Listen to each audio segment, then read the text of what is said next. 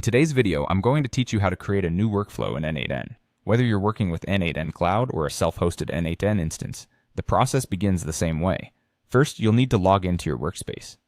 Make sure you're using your correct credentials to access your n8n environment where you can manage and create workflows. Once you're logged in, you'll want to navigate to the Workflows page. Look to the left sidebar where you should see an option labeled Workflows. Click on this and it will take you to the main area where all your workflow creation, and management happens.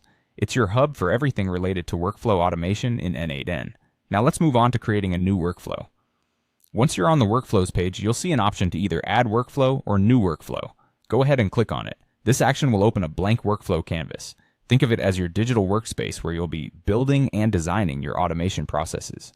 It's an exciting starting point with endless possibilities for creating efficient workflows tailored to your needs. With your blank canvas ready, your next step is to add a trigger node. This is crucial because a trigger node is what initiates your workflow. Right in the center of the canvas, you'll notice a plus button. Click on this button to begin the process of selecting your trigger. Depending on your needs, you have several options to choose from. If you want to run the workflow manually, perhaps for testing or to control when it starts, select the manual trigger. This is particularly useful when you're still in the process of building and want to see how each adjustment functions. Alternatively, if you need your workflow to run at a specific time or date, choose the schedule trigger.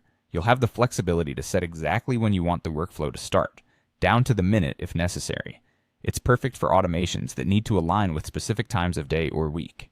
Another versatile option is the webhook trigger. This is a great choice if you want your workflow to begin based on an incoming HTTP request. It allows you to integrate easily with other applications that can send data to n8n, prompting actions automatically. Lastly, for those who integrate a lot with external services, the app trigger might be your go-to option. This can be set to trigger workflows from services like Gmail, Slack, or Google Sheets, allowing you to harness data and actions from these applications efficiently within n8n.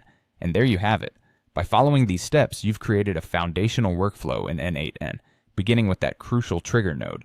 With this knowledge, you're well on your way to building powerful, automated processes that can manage tasks, improve productivity, and tailor operations to suit your unique requirements. Thanks for watching, and happy automating!